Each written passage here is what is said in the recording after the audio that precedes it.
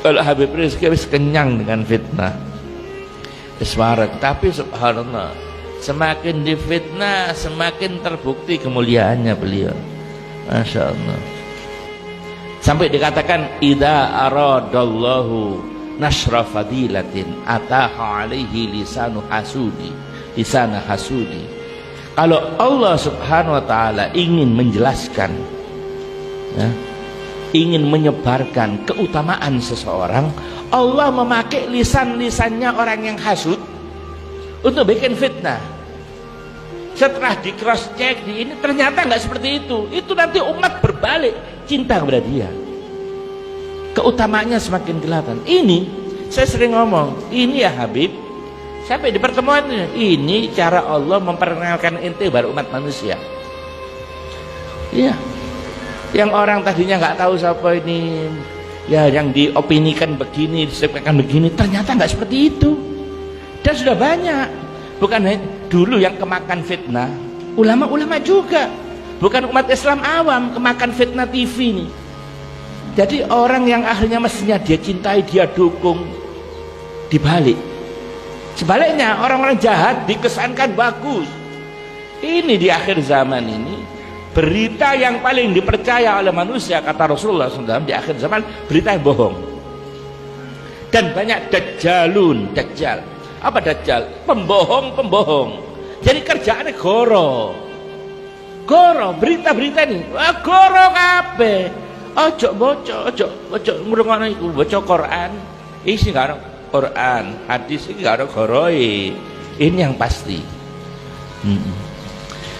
Saya ngomong, itu semua mekanisme untuk memperkenalkan antum pada umat manusia. Anak Habib Rizik didakwah, oh alhamdulillah. Jurati hati kecil ya, secara zahir kita nggak suka, kita tetap harus membela ini. Di hati kecil, alhamdulillah, tambah ruang Habib Rizik, tambah tahu nanti siapa beliaunya. Dan kalau dikasih pertanyaan di kepolisian, waduh, dikasih pertanyaan, ente nih Habib sampai teguran, semakin sukal pertanyaannya semakin metu ilmu nih. Iya. Kayak kan kalau bikin acara-acara kan tak bikin apa itu, bukan tabligh saja, ana bikin dialog interaktif. Nah, orang-orang yang tanya, kasih ono pertanyaan yang sukar, kasih ono pertanyaan yang sukar. Subhanallah, ono aja jawabannya. Bin Syahab ini, Bin Syahab ini ugolak, masya Allah. Bukan karena saya teman, saya jarang ngomong tentang Habib Rizik. Cek nih uang ngeruk karpe dewe wis.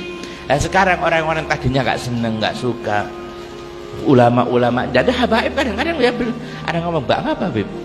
Mereka belum, karena mereka masih harus hati-hati. Bukan karena nanti kalau sudah tahu siapa inti baru mereka perlu waktu. Kadang ngomong nggak apa-apa.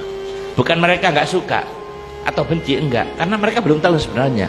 Masih termakan korban media, masih korban media. Mas subhanallah, sekarang berbalik.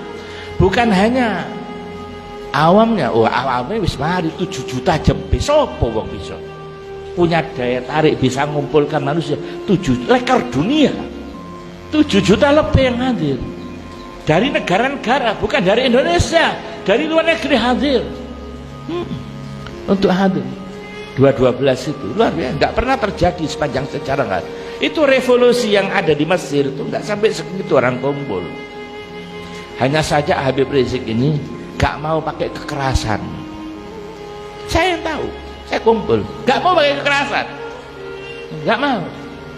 Kalau umpama terjadi revolusi damai gak apa-apa.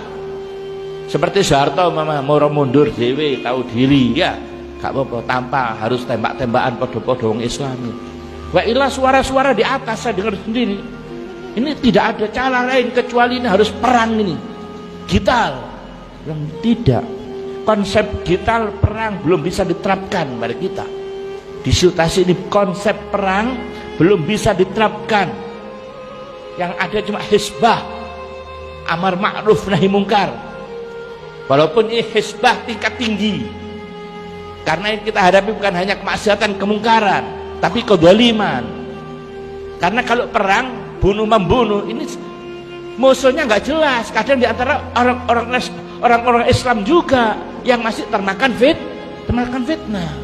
Nggak ada, nggak nemu orang ngasih pemikiran seperti begini. Wa illa tokoh-tokoh kita anak tahu ini harus kita harus perang sudah.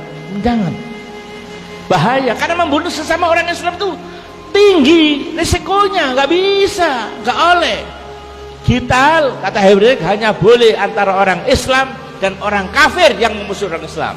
Kalau belum jelas tidak boleh kita melakukan hisbah, amar ma'ruf nahi mungkar. Walaupun amar ma'ruf nahi mungkar, hisbah itu amar ma'ruf mungkar, hisbah tingkat tinggi, karena yang kita hadapi bukan hanya kemaksiatan kemungkaran, juga kezaliman. Begitu luar biasa. Jadi ini semua untuk mengangkat keutamaan orang, itu mekanismenya Allah Subhanahu wa taala seperti itu.